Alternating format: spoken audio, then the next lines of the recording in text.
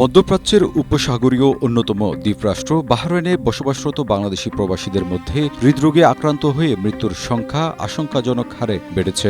গত বছর ৭৮ জন এবং চলতি বছরের প্রথম ৪ মাসেই মারা গেছেন আরও ৩৮ জন বাংলাদেশি প্রবাসী। এমন তথ্য জানিয়েছে বাহরাইনের বাংলাদেশ দূতাবাস।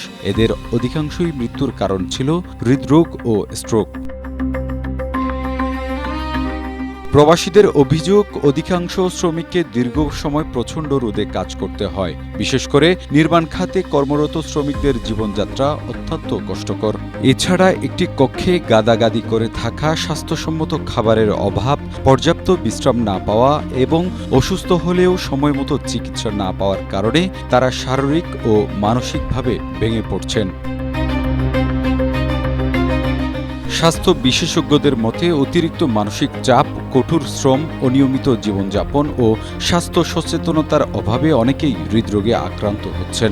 পাশাপাশি পরিবার থেকে দূরে থাকা এবং প্রত্যাশা অনুযায়ী কাজ বা আয় না পাওয়ায় অনেক প্রবাসী দীর্ঘদিন মানসিক চাপে থাকেন, যার সরাসরি প্রভাব পড়ছে তাদের স্বাস্থ্যের উপর। ইদানিংকালে প্রবাসী ভাইদের মধ্যে হার্ট অ্যাটাক এবং ব্রেন স্ট্রোকের প্রবণতা বেশি দেখা যাচ্ছে।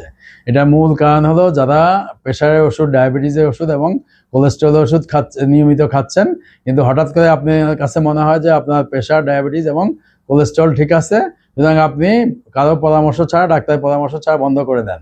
ফলে দেখা যায় হঠাৎ করে অতিরিক্ত প্রেশার বেড়ে যায়, কোলেস্টেরল বেড়ে যায় এবং ডায়াবেটিস অনেক বেশি বেড়ে যায়।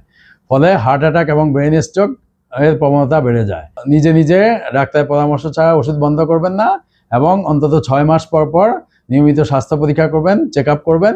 এই বিষয়ে উদ্বেগ প্রকাশ করে বাহরাইনের বাংলাদেশ দূতাবাসের পক্ষ থেকে প্রবাসীদের স্বাস্থ্য সুরক্ষায় বিভিন্ন উদ্যোগ গ্রহণের আশ্বাস দেওয়া হয়েছে। বাহরাইনে বর্তমানে প্রায় ১,৩০,০০০-এর বেশি বাংলাদেশি বিভিন্ন পেশায় কর্মরত আছেন। নির্মাণ শ্রমিক থেকে শুরু করে ব্যবসা বাণিজ্য সহ নানা ক্ষেত্রে তারা সুনামের সঙ্গে কাজ করে যাচ্ছেন। Desk report, Asia post.